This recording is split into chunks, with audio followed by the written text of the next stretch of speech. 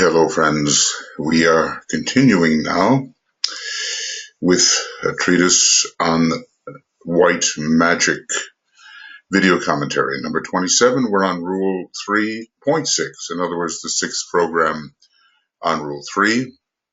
We're starting at page 113, and we've just read of 2 points. I believe these are the 2 points referenced. Therefore, the subplane a man is on is of importance, and the recognition of his polarization elucidates life.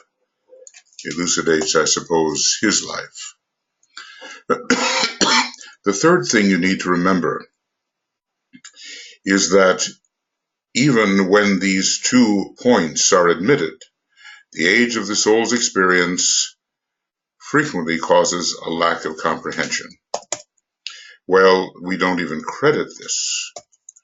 We do not, in general, give any credit to the idea that there are souls of differing age and experience. So this is a problem when it comes to really assessing the condition of any individual. All right, so etherically, yes. The above 2 points do not carry us very far, he says. For the capacity to sense a man's ray is not for this race as yet. What does he mean? Does he mean the monadic ray or any ray? I think the fundamental ray is what we're talking about, and it is even difficult, DFC, difference. All right, let's see what that really is. There's got to be a difficult, difficult, DIFC, okay. There's even, it is even difficult to sense the soul ray, because we do not know whether it has actually emerged, and you have to be a fairly advanced individual for the emergence of the soul ray. Approximate supposition and the use of the intuition is all that is now possible, and that is the case even with our various inventories and tests to see what are the predominating rays. We still have to, well, we have to use the intuition, we do, and the objective data is good as far as it goes, but it's not the conclusive data. The little evolved cannot comprehend completely the much evolved. Well, that word completely is important because maybe a little bit of comprehension is possible.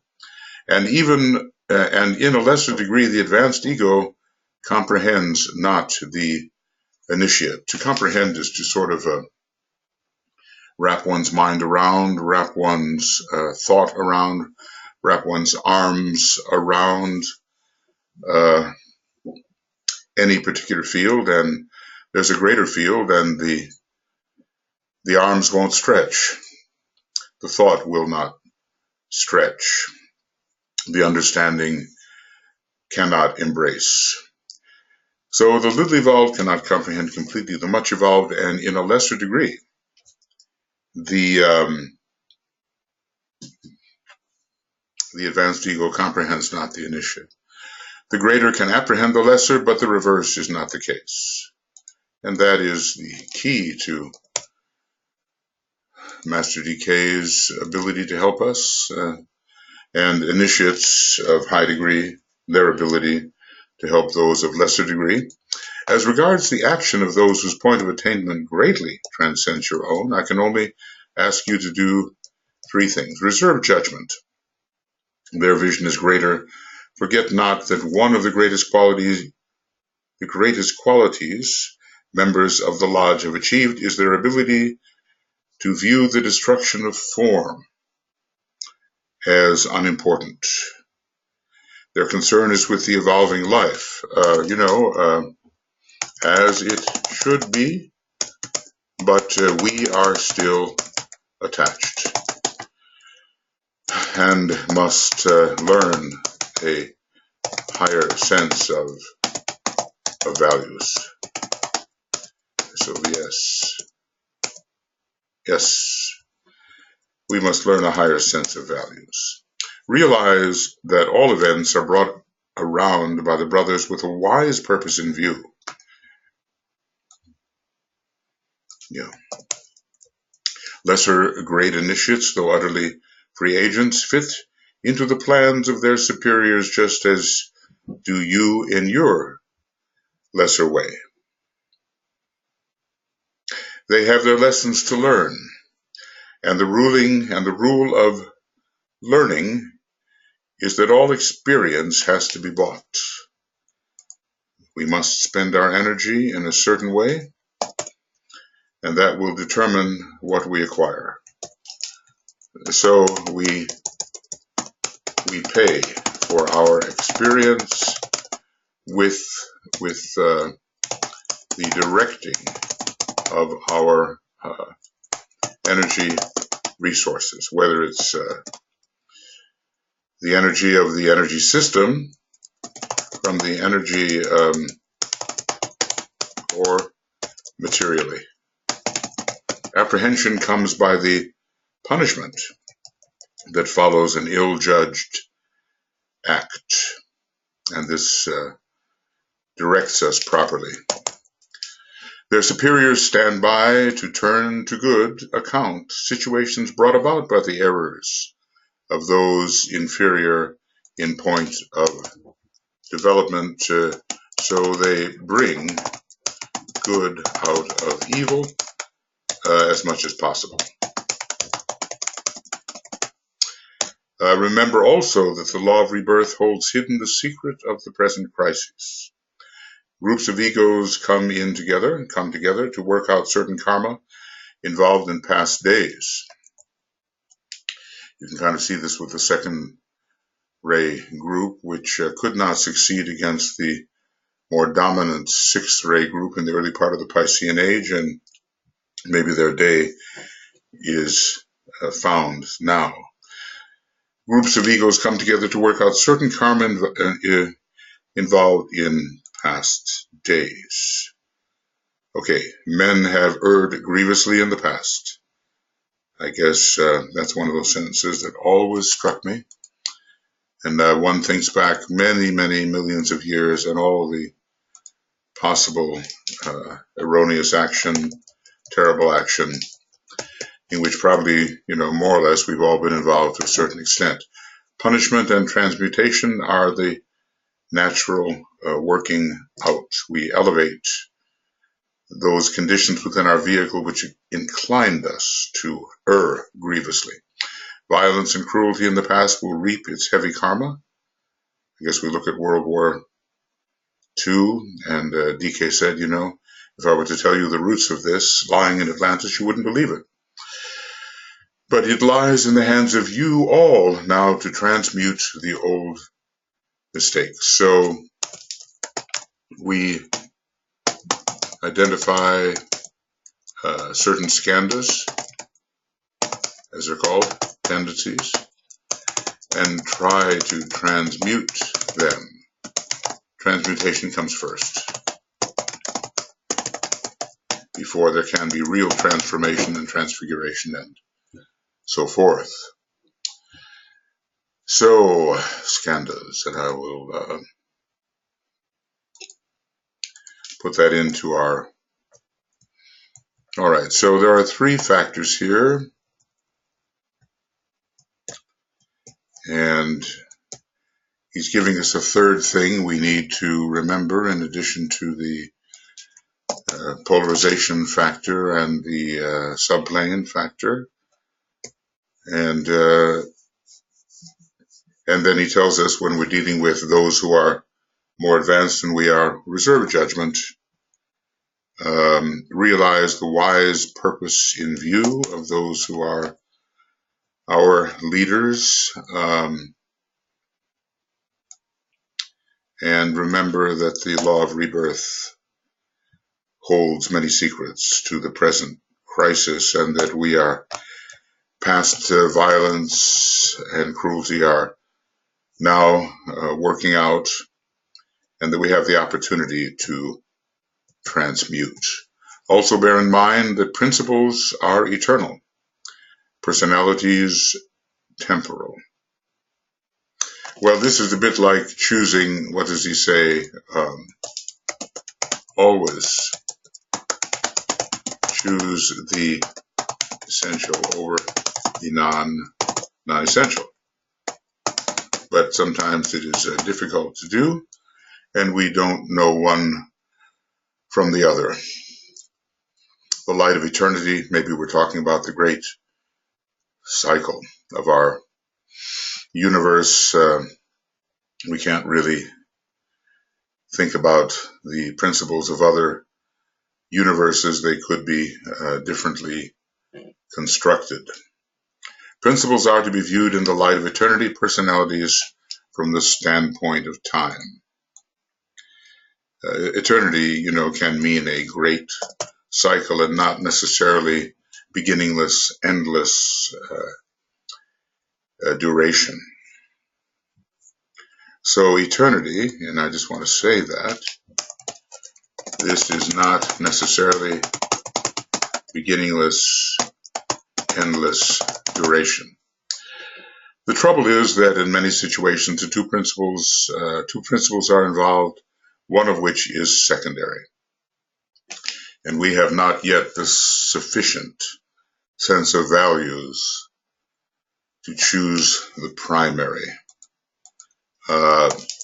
We do not yet have a sufficient sense of values to choose the primary. The difficulty lies in the fact that both, being principles, both are right.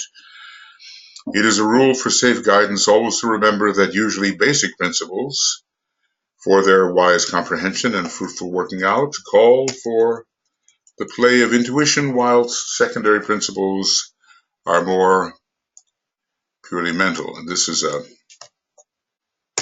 somehow a very good statement, and one that we want to ponder upon. Primary principles demand that we activate our intuition, which is no respecter of personalities, really. As they say, God is no respecter of persons, and intuition is no respecter of personalities. The methods, hence, necessarily differ. Secondary principles can be approached through the mind, apparently. When holding to the basic principles, the wisest methods are silence and a joyful confidence that the law works, an avoidance of all personality innuendo except wise and loving comment, and a determination to see all in the light of eternity and not of time, or, in the light of the development of our universe. What more can we do? We have no idea at this time of other universes, of which there have always been an infinitude, which is a mind-boggler. So, in the light of eternity, in the light of the development of our universe, and not of time, coupled with a constant endeavor to follow the law of love and see only the divine in your brothers, even if on an opposing side. That's a tough one, isn't it? So let's kind of 1, 2, 3, 4. This is how to hold to basic principles. Silence and a joyful confidence that the law works. Well, look at the political situation today and how challenging it may be. And some of us, I include myself, are on the attack because I see the opposing forces and they cannot be allowed to win. But silence and a joyful confidence that the law works has to underlie all approaches. An avoidance of all personality innuendo, which calls attention to the development of the personality, and zeroes in on that which is lesser rather than greater, except wise and loving comment. Right, don't take a person down. Basically it's saying here, do not criticize. Criticize or minimize or detract. Do not take away from another. Let the greater principles emerge, and a determination to see all in the light of eternity. I'm thinking here, eternity having to be the great cycle of our universe. We cannot talk about absolute, we cannot talk about beginningless, endless, infinite series. So many problems with that, and not of time. See all in the light of eternity, building for the execution of the purpose of our universe. Every universe has a purpose. Coupled with a constant endeavor to follow the law of love and to see only the divine in your brothers, even if on the opposing side. That's hard. Love thine enemy. Before attempting to do away with your enemy, as must be done in war, you have to love the enemy. There are, many of these requirements that the Christ is far better at executing than any of us. Now, when dealing with secondary principles, which all opposing forces are at present emphasizing, the use of the lower mind involves the danger of criticism, which is one of the major causes of glamour, along with suspicion and self-pity. The employment of methods sanctioned by time in the three worlds. So, we call this expediency. Methods involving personal attack, invective, and the expenditure of force along destructive lines in a spirit contrary to the law of the plane of unity, and what we say here, contrary to Buddhi. The term opposing forces is used rightly if you employ it only in a scientific sense and mean the contrasting pole that leads to equilibrium. Remember, therefore, that opposing groups may be quite sincere, but the concrete mind acts in them as a barrier to the free play of the higher vision. Sometimes we have our, groups that have the higher mind and the higher vision, and they are opposed by the concrete-minded groups. Just as in the coming era, there will be the opposition between the white magicians and the purely mental magicians. DK tells us of this. The sincerity is great, their sincerity is great, but their point of attainment along some lines less than that of those who adhere to basic principles seen in the light of the intuition. So these are, secondary principles, and basically so much of the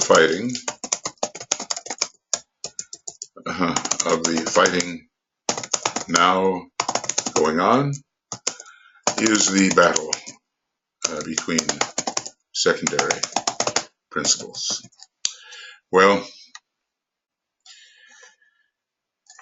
much is coming, and many tests are on their way, and we have to abide by them or abide with them. There's no escape. So internally, as we fight, how should we fight? Maybe through the power of substitution, because there are certain great principles which will eject the exaltation of secondary principles. So certain great and basic principles will eject the artificial raising of secondary principles. But we have to have faith and confidence. And I suppose if we've seen this working out enough times, we would. A principle is that which embodies some aspect of the truth on which this system of ours is based. The solar system, perhaps? It is the seeping through to the consciousness of man of a little of the idea on which our logos bases all he does. God is love, God is a consuming fire. We're speaking of the solar logos, apparently. The principle is that which embodies some aspect of the truth on which this system of ours is based. It is the seeping through, things don't necessarily come in a great flood. They would be overwhelming to the form. The seeping through to the consciousness of the man of a little of the idea on which our solar logos bases all he does. It's an idea. It must be a very high idea. It must be an idea that is beginning on cosmic levels, even the cosmic Buddhic plane and maybe beyond. The basis of all logoic action is love in activity, and the fundamental idea on which he bases action connected with the human hierarchy is the power of love to drive onward.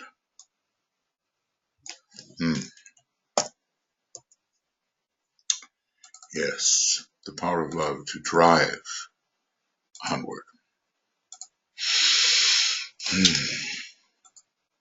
So love is underlying all of evolution.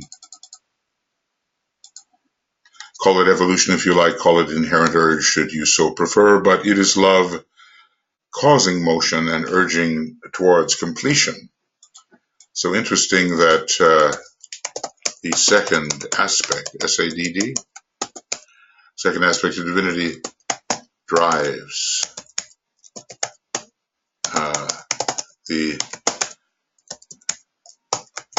third aspect of divinity. It is the driving of one and all to further expression. Hence, this principle should underlie all activity. So, let's call it life more abundant. And the government of the lesser organizations, if founded on love, leading to activity, would lead to a divine urge in all its members, driving them likewise on to fullest expression and thus tend to more adequate completeness and more satisfactory endeavor. We have a type of will here, I think. We would call it the will to fulfillment. It's a Leonian type of will. Will to creativity is Aries, and will which conquers death is Capricorn. They are first ray constellations, or constellations in which the first ray is powerful, though under different aspects. 1, 2, 3. A principle, when really fundamental, appeals at once to the intuition and calls out an immediate reaction of assent from the man's higher self. Sometimes I call this, confirmation. There are those moments you say something, you think something, there's a shot of energy which indicates congruence, harmony, resonance, and it's in line. It's in line with something higher. And other things are said, and they're just like what St. Paul would call it, sounding brass. It embodies the conception of the ego in his relationship to others. Really fundamental, if it's really fundamental. So, obviously we don't want to be the victim of secondary factors when we could be working with primary factors, with basic factors. We don't want to choose less when we could choose something of greater value. So the higher self will confirm, an immediate reaction of assent. Yes, this is it, from the higher self. It embodies a conception of the ego in his relationship to others. So, let's see, the expression of the science of relationship. Well, I'll just put it of relationship. A principle is that which governs always the action of the ego on its own plane. It's not about the personality. It's about something longer lasting. So let's just say never, whoop, that's wrong.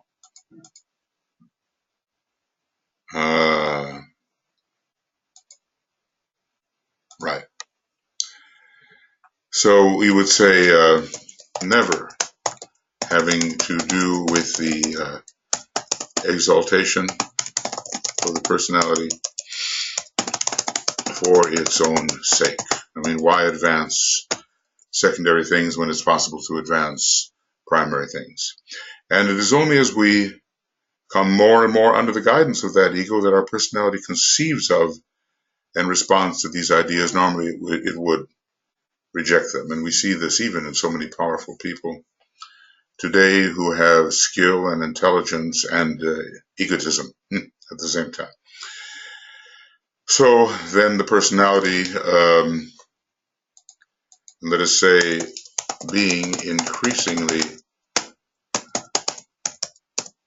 soul infused, conceives of and responds to these ideas. This is a point to bear in mind in all dealings with others and should modify judgments. You know, basically, are we dealing with a non-aspiring personality or with one who is in the process of soul infusion? Yeah. To apprehend a principle justly marks a point in evolution, and for many of lesser mind and consciousness, the apprehension of principles escapes them. Well, you know, we have experience with many kinds of people, and we have to ask, you know, how can I help? How can I fulfill a need?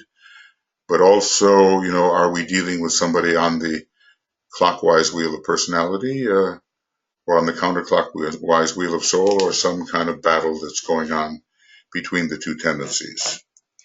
And I think among the people we know, that may often be the case. A principle is that which ensouls the statement dealing with the highest good of the greatest number. All right, you know, here we are with Immanuel Kant, you know, a great and brilliant individual on the third ray, obviously, but he certainly believed in God and in goodness. That a man should love his wife is a statement of a principle governing the personality.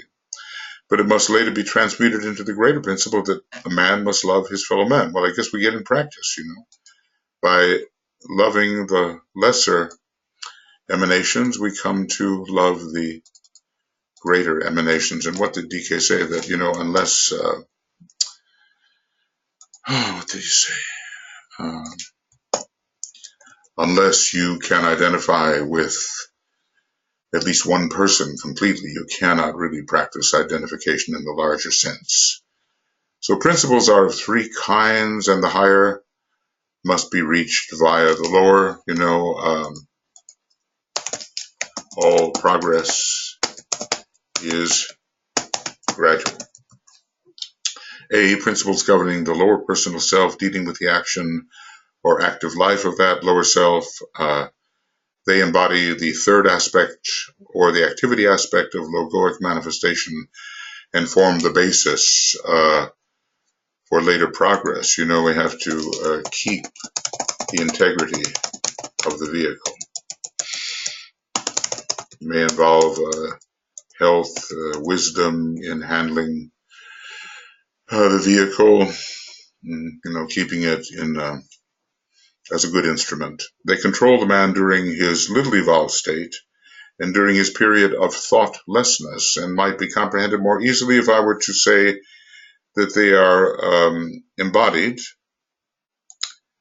in the commonly accepted rules of decent living. And I was just thinking the 10 Commandments, of course, and there he starts here with them.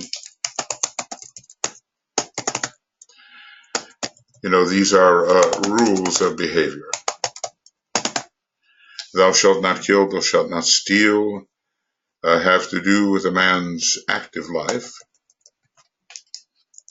with the building up of character. So, the building up of character. These are the principles of the personality. And try to build that character, which ultimately will form the basis of greater spiritual progress. There are principles also governing the higher self and dealing with the love or wisdom aspect. Okay. And these are the ones, you know, that we're dealing with, as well as there are 3 types, he says, but all right. So, dealing with the love or wisdom aspect, and Christ is trying to educate us in these, and the hierarchy is, it is with these that we are now concerned, and half the troubles in the world at present arise from the fact that these higher principles, having to do with love and wisdom in all their fullness, are only now beginning to be apprehended by the rank and file of mankind. Well, you know, you can see this in political life where people are voting their personalities and the desires which are selfish of the personality and not experiencing inclusiveness and compassion and regard for the other. In the quick recognition of their truthfulness and the attempt to make them facts, without previously adjusting the environment to these ideals, comes the frequent clashing and warfare between those activated by the principles governing the personality and those governing the higher self. So, you know, what do we need here? There must be skill in action. Okay. I'm disappointed that there's no skill in action here. I just haven't put it in there, have I? Skill in action. I had a very wonderful collection, but problems arose in the transference. And that this was one of the qualities which Alice Bailey was to cultivate. There must be skill in action as well as good intention, otherwise war. Until more of the race are governed by the soul consciousness, this warfare is inevitable and cannot be avoided. So we educators have much to do to bring about a general acceptance of SOVS, and let's see, SLVS. What do you think it's going to be? Maybe I should play a guessing game here to keep you interested while I'm doing housekeeping, right? Soul values, in this case. So, soul values. Until more of the race are governed by the soul consciousness, this warfare is inevitable and cannot be avoided. We're certainly watching this right now. The year is 2018 in the Geminian personality country called the United States. The red and the blue, the red is Mars, the blue is Jupiter, 6th ray, 2nd ray, personality values versus soul values, even though the soul values are perhaps not expressed in a perfect or sophisticated way, they are opposed because they are perceived as giving away everything that I want, you know, I, the personality. Until more of the race are governed by the soul consciousness, it's inevitable warfare. When the emotional plane is dominated by the intuitional, then will come universal comprehension, and the intuitional plane has infused the soul plane, and when the soul infuses the personality, then this will happen. So okay, right, soul values. I see what the problem is. It's my bracket. It always has to be a bracket after I conceive of a new little, whatever it is, abbreviation. So,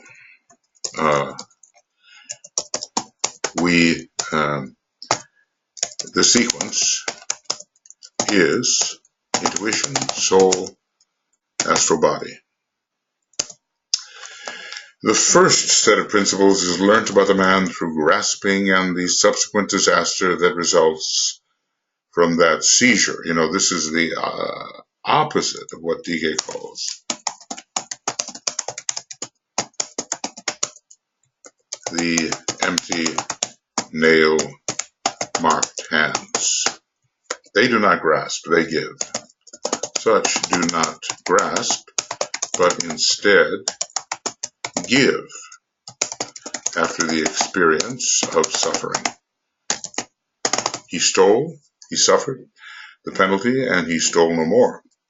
And some systems, you know, you get your hand cut off or your leg cut off or something like that. If you're a thief, I guess you don't forget that.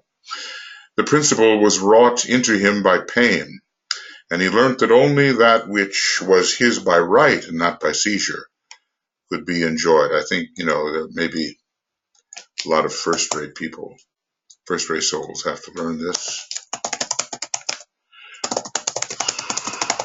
because they can grasp and they can overpower, but it just doesn't work.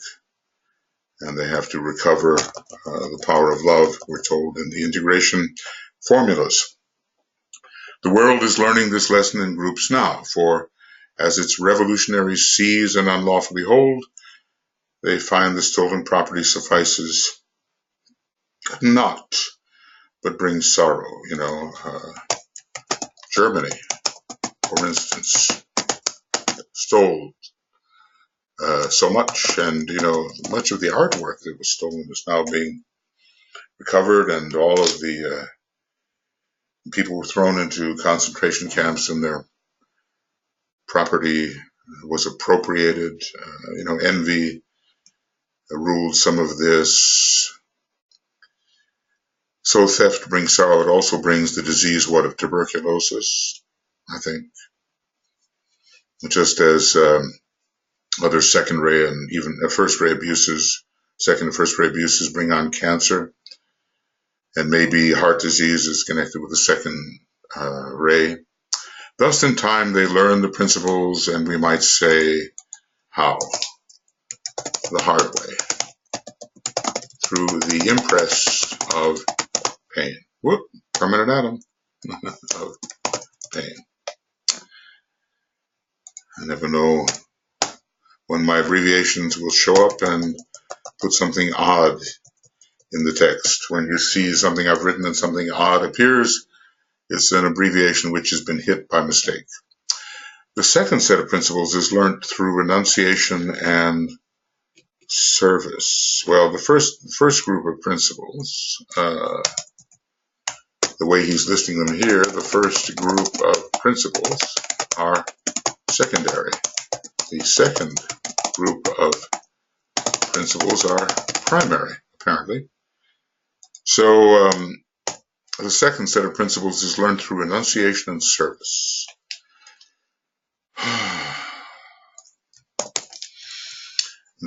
A man looks away, having learnt first principles, from the things of the personality, and in service, okay, secondary, and these are called secondary of the personality. And the second group of principles are primary and are basic.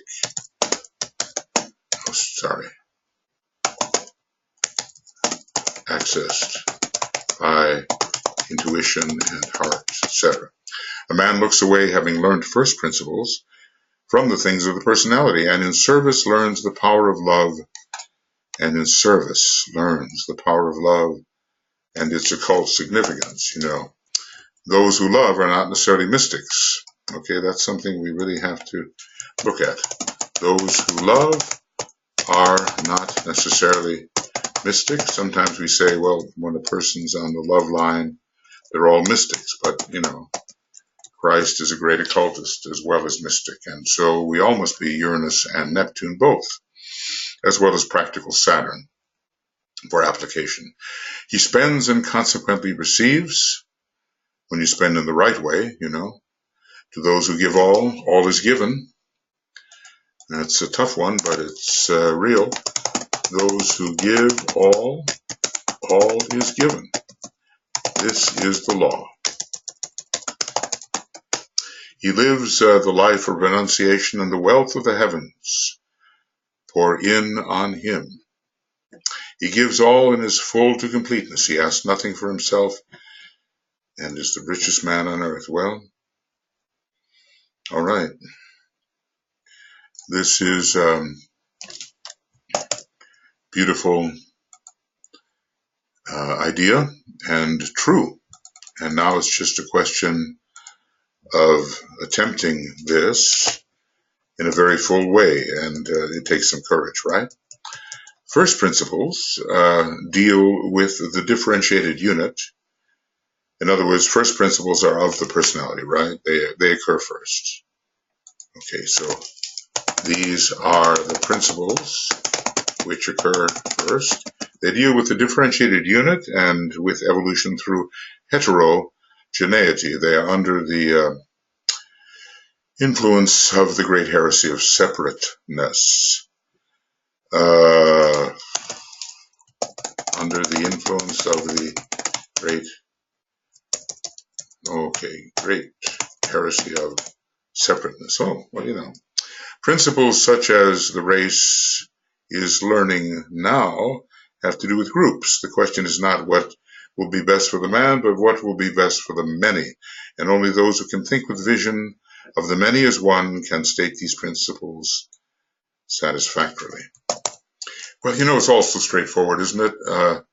But it really bears repeating constantly. We need to understand the distinction between first and second principles and between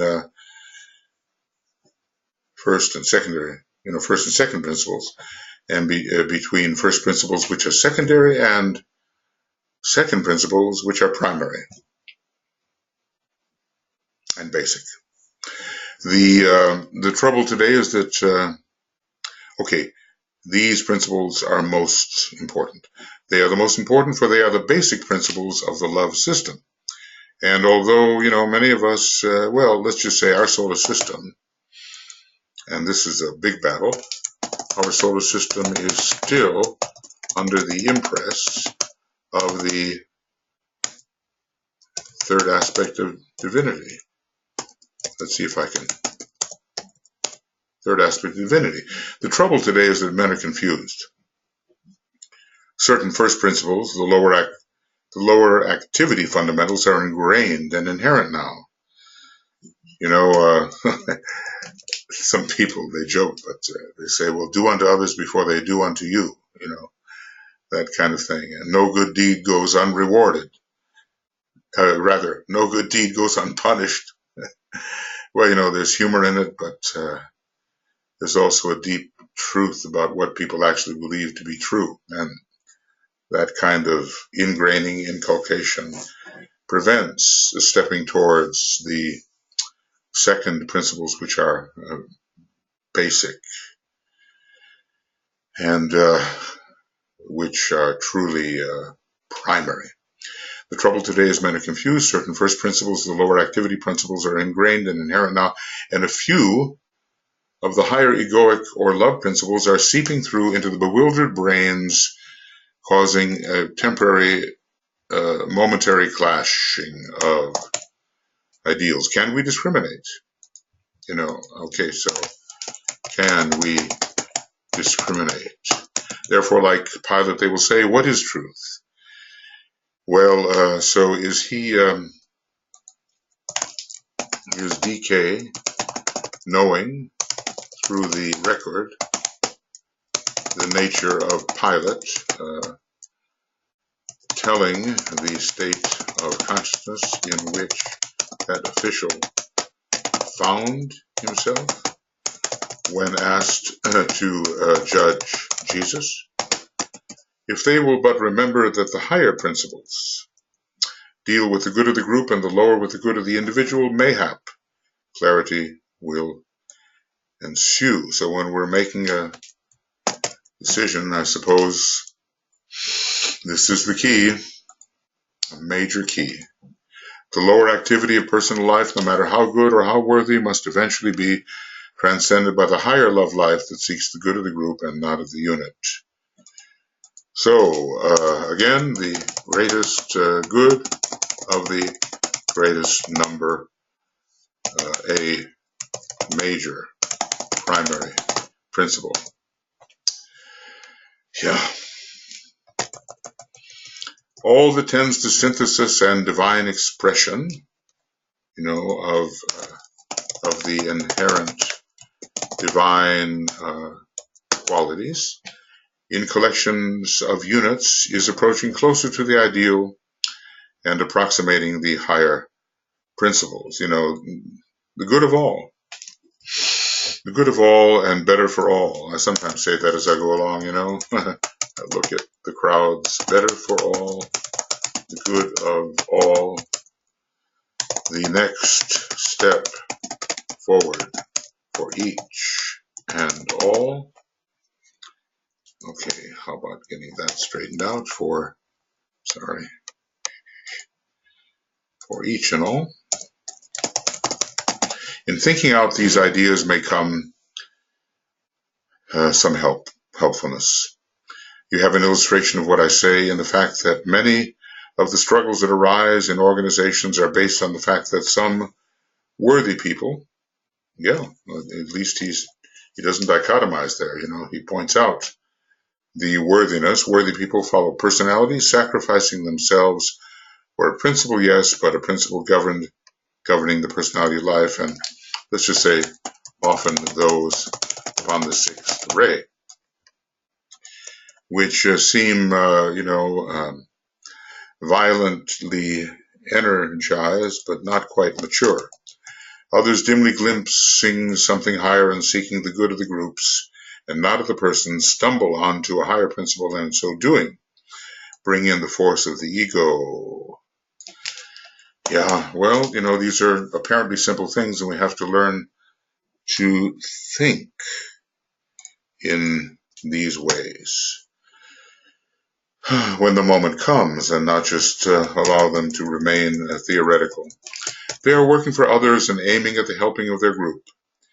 When egos and personalities clash, the victory of the higher is sure, and the lower principle must give way to the higher. And in this we must have confidence, even though time will be taken.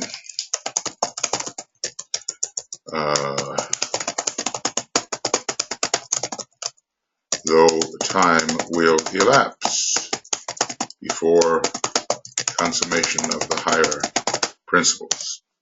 One is concentrated on what seems to him to be of paramount value, the fulfilling of the wish of the personal life, and at this period is only secondarily interested in the good of the many, though he may have moments when he thinks that is his primary intent. Well, watch out, disciples, all of us who think we may be having the good of the many in mind, and he's saying, do we really have the good of the many in mind? Really? Or are we fooling ourselves?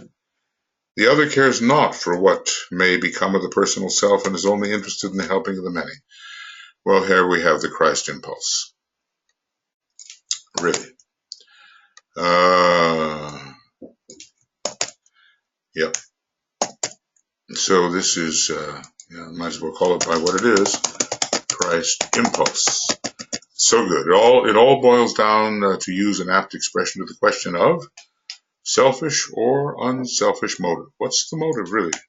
Why do we do what we do? And as you know, motives vary as time speeds by and the man nears the goal of the probationary path, which is the transition from selfishness through struggle to selflessness. Now, still higher principles are involved here, right? Are those comprehended by the spirit and are only readily comprehended by the monadic consciousness? We knew this was coming, right? We knew it. And it's not relevant to so many of us, and maybe in our very best moments at times. Only as the man transcends his active personal life and substitutes the life of love wisdom as led by the ego can he begin to understand the scope of that life of love and know it as demonstrated power. So, let's just say love demonstrated as power. So we have to transcend our active third ray personality and personal life generically on the third ray, substituting the life of love or wisdom or love wisdom as led and impulsed by the higher self or ego. Only then can he begin to understand the scope of that life of love and know that love is power. Well, it's the primary ray in our of our solar logos, most likely. From the fourth ray to the second, I guess we could say. Just as the personality deals with principles governing the life of activity of the lower self, and the ego works with the law of love as demonstrated in group work, or love showing itself in the synthesis of the many into the few, so the monad deals with the active life of love, shown because the monad is on the second or love plane, really, part of the heart, I suppose, etheric heart of the planetary or solar logos.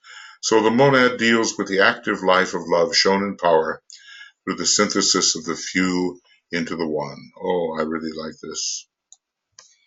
It's one of those great synthetic statements that clarifies what's really happening. Just as the personality deals with the principles governing the life of activity of the lower self, trying to make a decent human being out of us and keeping the integrity of the personality and working towards its integration and effectiveness.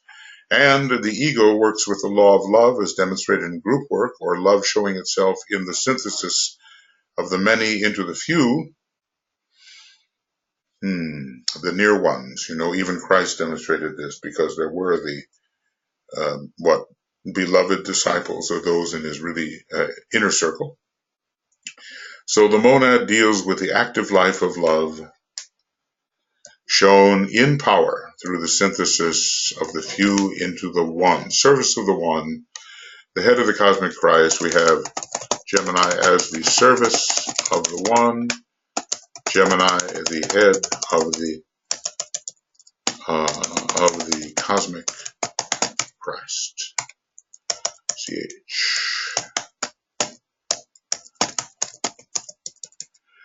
Okay, so one deals with the life of the man on the physical plane or in the three worlds, the second with the life on causal levels, and the last with his life after the attainment of the goal of present human endeavor.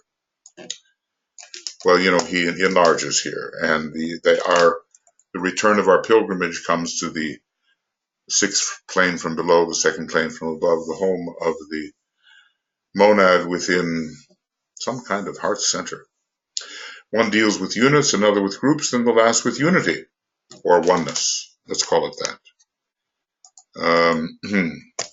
Or oneness. One deals with differentiation at its most diverse point, the second with the many resolved into egoic groups, whilst the third sees the differentiation resolved back into the seven. Upon the monadic plane. This is a very, very important thing, because there are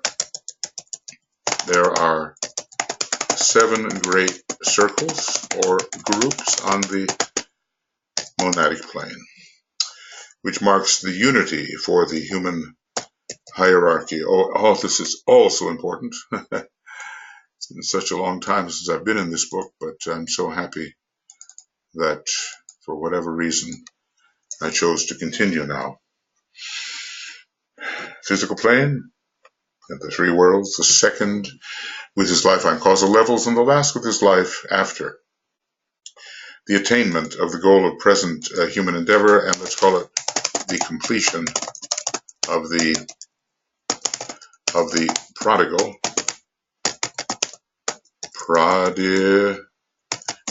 son's pilgrimage.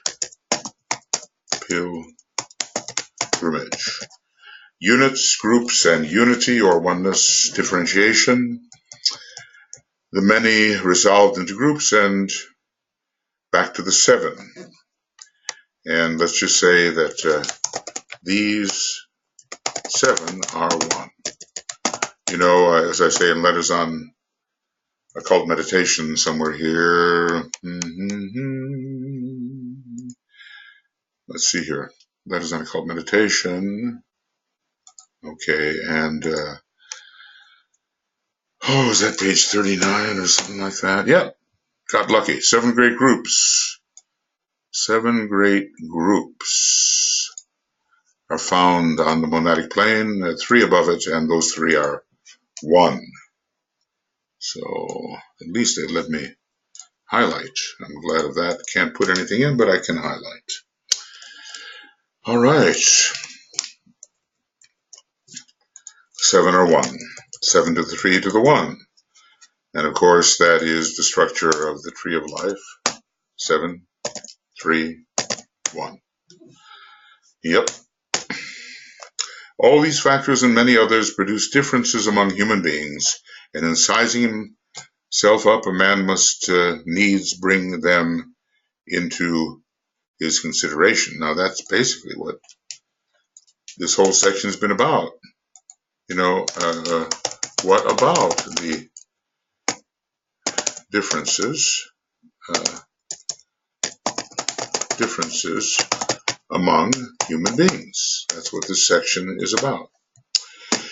And we've been talking about it, you know, albeit temporary differences, as DK has said. Now, I mean, you know, even with the great beings, they have a tendency in a certain direction, and they do display their ray qualities and their polarities and all that, and there is still distinction, but they've gone through many roundings out on their way. And I suppose before final absorption into the universal logos, there is the final rounding out, but there is really, you know, all of these emanations are nothing but the universal logos, and none of them maintain their individuality into the next universe, as far as I can understand. That wouldn't, well, there's no progress in that sense. Any improvement from one universe to another means that every universe is infinitely improved. This is a problem. So no parts of universes are infinitely improved, and no universes are infinitely improved, and that would be the requirement of a beginningless, endless series. All right, so that's going to be the end of this, and as usual, I've lost my way, but I know I'm on page 119, and is it 113? Is that it? All right, so let's call this the end of a treatise on white magic number 27, rule 3.6. Page up to 119, and let me go back, as I don't want to do this, but I'm on my way back. Yes, 113. So at least I can take advantage of that. And now I can go forward and put that down again. I've been making things a bit big, haven't I? So it's 113 to 119. And then we will, when we work next time, okay, we will begin. Now, let me just see. What have I done? Do I have to go back again? Goodness. I think this is 3.6. I certainly hope so. I know that at this point you kind of want to turn me off because I'm just talking about nonsense, am I not? Yeah, but it is 3.6. All right, so that is confirmation. Right, so this is rule 3.6, and now we will have the beginning of a treatise on white magic, number 28, rule 3.7, beginning on page 119. If I could only remember this. Only remember. Come on, come on. And end, and back. All right, friends, so all those advertisements appearing in the lower right-hand corner, sorry about that. We're at the end, and we'll see what further I can do, if I can do anything further today. But there are other duties that call, I think, but what a book it is, and how it does suggest things, especially if you've read the other books. So always read the other books to read the other books. Just read the spherical study, which links everything with everything else and makes one great sphere of light, which the revelation of that which is hidden in these books comes with the linking of the information together. Then the latent, hidden revelation will emerge. Okay, lots of love, and we'll see you later.